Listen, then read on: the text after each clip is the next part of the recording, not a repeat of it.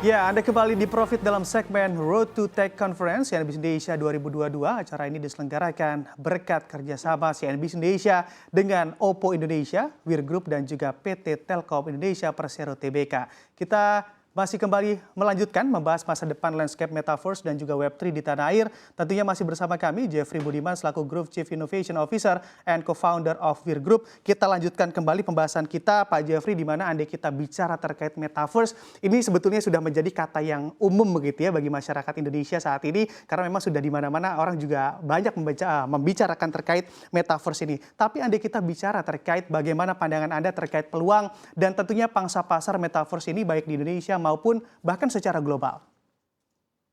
Ya, sebenarnya kalau kita lihat dengan semuanya mulai masuk ke Web3 gitu ya, saya rasa itu adalah sesuatu yang sifatnya tidak hanya di Indonesia memang, tapi sudah mengglobal gitu ya. Jadi opportunity akan sangat besar gitu ya. Dan juga apalagi kalau ke depannya akan ada interoperability yang baik gitu ya. Makanya kita akan bisa tidak ada lagi tuh yang namanya antara jarak waktu dan sebagainya. It can be a full economic scale jadinya. Semua pelaku bisnis dan bahkan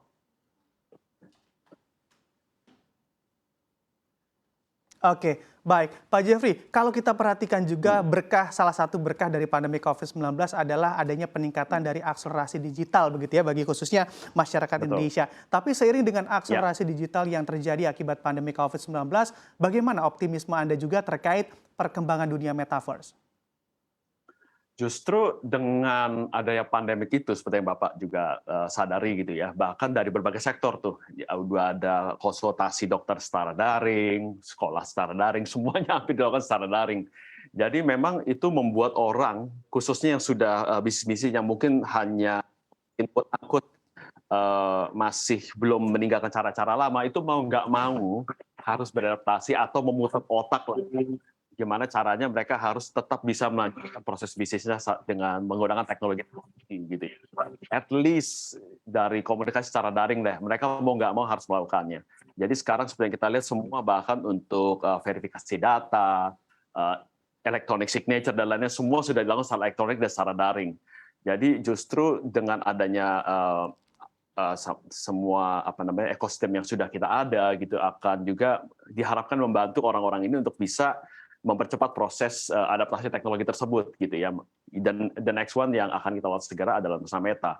Tapi yang sebelum-sebelumnya itu adalah sebuah integrasi sebuah fasilitas yang sudah ada yang bisa digunakan dan diharapkan bisa mempercepat membantu lah para pelaku bisnis itu untuk bisa beradaptasi secara teknologi dan itu potensi sangat besar.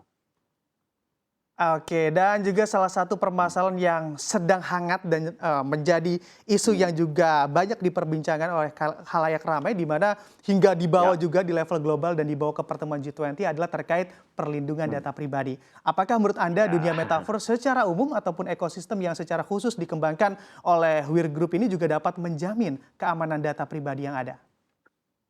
Ya, sebenarnya setiap platform yang Wir Group buat sebagai pelaku teknologi gitu ya, sebagai pengembang, keamanan itu udah tidak bisa dipungkiri itu adalah sangat penting, apalagi beberapa platform yang kita ada gitu ya, yang misalnya ada terkait transaksi, ada terkait jaringan toko virtual, para user, itu semua keamanan data-datanya itu harus kita prioritaskan dari sisi security-nya gitu ya. Bahkan di Nusa Meta sendiri salah satu contohnya kita juga ada menjalin kerjasama, mungkin di berbagai media juga sudah lihat bisa kerjasama dengan CII dan sebagainya. Itu juga salah satu untuk mendorong keamanan data gitu. Jadi kita menseriusi benar-benar mengenai keamanan data ini dan itu adalah sesuatu yang jadi salah satu top priority dalam pengembangan platform apapun sebenarnya. Oke, baik Pak Jeffrey, di segmen sebelumnya tadi Anda sempat memperlihatkan begitu ya, di mana ada device AR, augmented reality dan juga virtual reality, di mana adik kita mengamati juga Ya. secara persaingan bisnisnya. Pandangan Anda terkait persaingan bisnis di sektor augmented reality dan juga virtual reality ini dan juga metaverse saat ini, apalagi kalau kita ketahui juga bahwa Facebook juga telah mengubah begitu salah satu fokus bisnisnya ke dunia metaverse. Bagaimana pandangan Anda? Ya. Eh, AR, VR, artificial intelligence itu bergerak dengan sangat cepat gitu ya. Jadi untuk persaingan juga kita harus membangun sebuah diferensiasi dan ekosistem gitu ya. Dari sisi kita sendiri adalah ekosistem adalah sesuatu yang memberikan pengalaman yang tidak hanya imersif tapi juga harus end to end. Makanya kita ada berbagai hal tuh dari yang solusi-solusi yang kita custom buat klien sampai jaringan toko virtual sampai apa namanya jaringan smart kiosk yang sudah kita sebar di berbagai lokasi. Next-nya adalah metaverse. Semua itu adalah sebuah integrated ecosystem gitu yang apa namanya menjadi sangat penting untuk bisa memudahkan user. Jadi kalau apa namanya kita udah biasa dengan satu, kita bisa masuk ke platform lainnya dengan mudah gitu. Dan itu juga saya yakin apa namanya menjadi salah satu yang dipikirkan oleh banyak pihak ya gitu ya. Oke, berarti juga sudah bisa terlihat jelas sebetulnya ya Pak Jeffrey terkait persaingan yang ada di dunia metaverse ini. Kira-kira Anda bicara terkait persaingan juga apa saja Pak inovasi yang juga telah disiapkan oleh Weir Group dalam rangka ekspansi bisnis? Oke, salah satu inovasi dan sebagainya ya itu akan terus kita keluarkan secara bertahap. Yang paling baru yang pasti adalah Nusa Meta dengan diferensiasinya kita selalu mengedepankan aspek online to offline-nya gitu ya. Kenapa online to offline itu penting?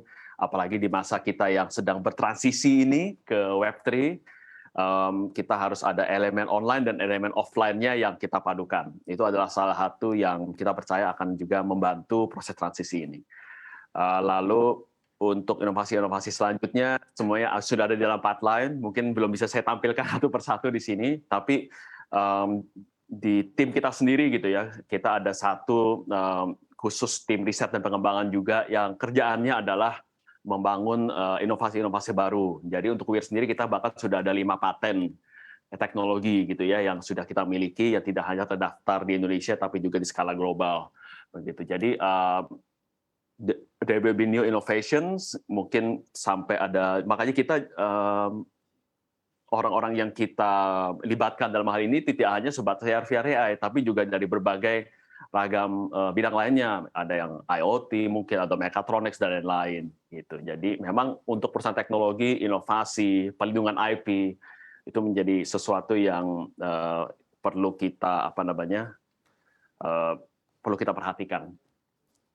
Oke baik, masih bicara terkait prospek karena memang ini adalah sektor baru begitu ya, yang pasti juga orang banyak bertanya-tanya terkait prospek ke depannya seperti apa. Menurut Anda bagaimana sih Pak Jeffrey outlook bisnis sektor digital seperti AR dan juga VR dan Metaverse tentunya dalam jangka pendek di tahun 2023 nanti dan juga secara ke depannya jangka menengah ataupun jangka panjang akan seperti apa sih gambarannya? Wah, udah banyak studi banget ya Mas ya, apalagi kalau kita ngomongnya belum sampai metaverse deh, kita ngomong AR VR-nya aja gitu ya. Jadi untuk dua ini sudah ada beberapa studi dari beberapa institusi seperti PwC dan lain-lain itu juga sudah memprediksikan sampai $1 trillion industri dan sebagainya. Jadi khususnya AR lah bisa dikatakan adalah karena elemen online to offline-nya kita not disconnected to our real surroundings, itu juga banyak use case yang bisa di-apply di berbagai industri.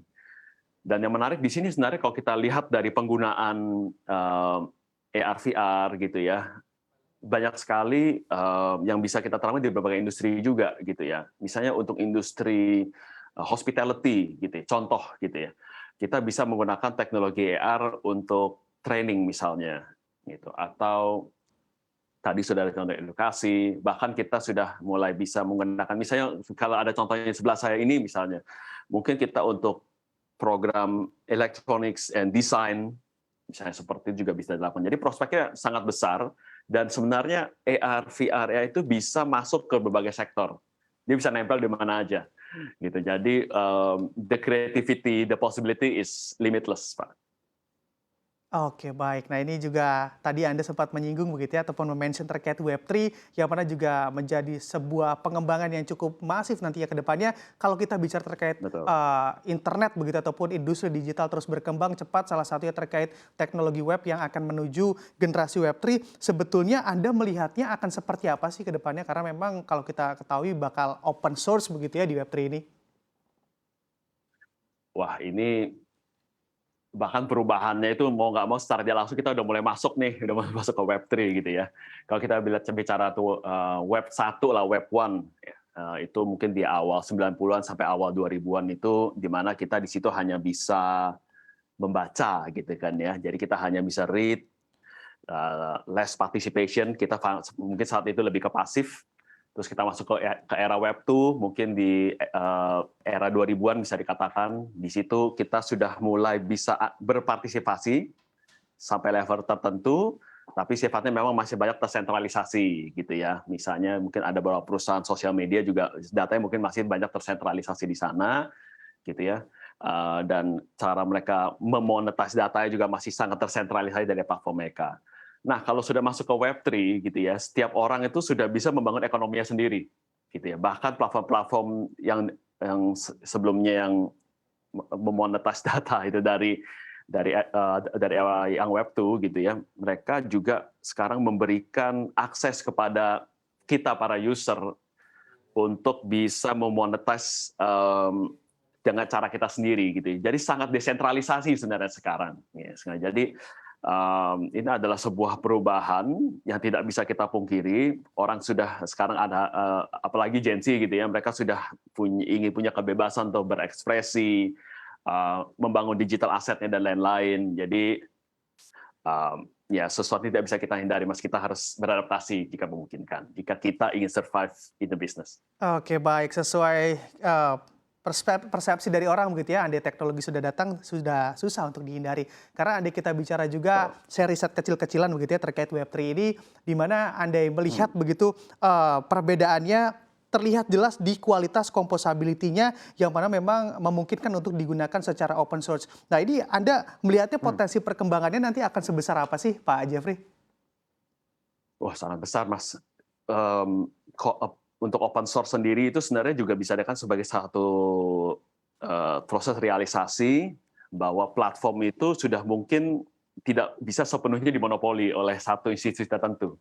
Kita bahkan sebenarnya dengan open source itu adalah sebuah platform di mana bahkan si pengembang open source itu sendiri itu membuka kesempatan bagi para programmer di pengembangan lainnya untuk ikut berkontribusi gitu, untuk membuat platform itu menjadi lebih hidup, ekosistemnya jadi ada gitu ya. Bahkan kalau perlu mereka bisa mengembangkan new features for that platform gitu. Jadi ini adalah sesuatu yang memang justru menguntungkan juga jadi sebenarnya. Jadi apa namanya, kita bahkan para pelaku bisnis yang nanti akan menggunakan si platform open source sendiri, mereka bisa custom sesuai dengan kebutuhan mereka dengan lebih baik dan sebagainya. Nah, kita bicara terkait Web3 ini juga menariknya Web3 juga akan menggunakan teknologi web berbasis blockchain yang tentunya memiliki sistem terdesentralisasi seperti yang Anda katakan tadi. Apakah ini juga nantinya begitu ataupun kita lihat ke depannya akan membunuh perusahaan yang saat ini juga menjadi penguasa di era Web2 atau seperti apa dan mengubah apakah memang landscape dari peta industri web secara keseluruhan juga akan terubah nantinya? Sekarang juga memang sudah mulai berubah, Mas. Sekarang sudah ada DeFi, Decentralized Finance, ada DAO, tuh NFT kemarin booming banget gitu ya. Jadi apa namanya, mungkin masih cara-cara mungkin masih terbatas, sebagaimana orang mungkin kalau NFT kemarin lebih banyak NFT tradingnya, tapi sekarang sebenarnya fungsi bisa banyak macam-macam karena in terms of teknologi blockchain sendiri kan sebenarnya luas penggunaannya gitu ya. Jadi tidak hanya sebatas cryptocurrency and token, tapi bisa macam-macam juga, NFT dan lainnya sekarang sudah mulai berkembang. Jadi para pelaku bisnis sebenarnya bisa menggunakan ini untuk beradaptasi, membuat fitur-fitur baru gitu. Justru bisa membuat bahkan produk-produk baru juga gitu dengan sistem desentralisasi ini gitu. Jadi apakah itu bisa mengenhance produk-produk mereka sebelumnya dengan sebuah sistem yang terdesentralisasi sehingga justru menambah keamanan dan juga menambah fitur traceability-nya gitu ya, membuat sesuatu yang unik yang tidak bisa di-copy gitu ya. Saya yakin banyak sekali institusi-institusi yang sekarang sudah eksis bisa justru menggunakan ini untuk advantage-nya mereka gitu. Jadi kita jangan khawatir, kita justru harus tetap beradaptasi dengan semua teknologi yang ada, Mas. Oke, baik. Tentunya dengan teknologi web berbasis blockchain, apakah memang ini juga akan memicu begitu ya pesatnya ataupun menjadi stimulan pesatnya sejumlah layanan dan juga aplikasi seperti yang tadi Anda katakan juga di awal, NFT, DeFi, cryptocurrency. Nah, ini juga yang menarik adalah DeFi yang mana apakah nanti juga memungkinkan data perbankan sebesar itu juga masuk dalam metaverse. Nah, sebenarnya menarik juga, bahkan sistem-sistem desentralisasi ini untuk di beberapa negara, bahkan sudah dipakai juga untuk institusi finansial, bahkan untuk beberapa public service, untuk data-data pemerintahan seperti tanah dan sebagainya, itu sudah masuk menggunakan sistem yang terdesentralisasi. Karena memang sistem desentralisasi itu adalah sistem yang cukup transparan, eh, kita bisa melihat traceability-nya jelas, gitu, jadi lebih mudah dilacak dan sebagainya. Gitu. Jadi decentralized finance adalah menjadi salah satu yang mungkin bagi teman-teman yang ada di institusi finansial menjadi sesuatu yang perlu dipertimbangkan gitu. Mungkin ada beberapa fitur yang bisa connect ke sana. Oke, baik, menarik sekali pembicaraan kita di hari ini. Terima kasih Bapak Jeffrey Budiman selaku Group Chief Innovation Officer and Co-founder of Wir Group, dan juga saya akan mengatakan say bye-bye ke robot di sebelah Anda.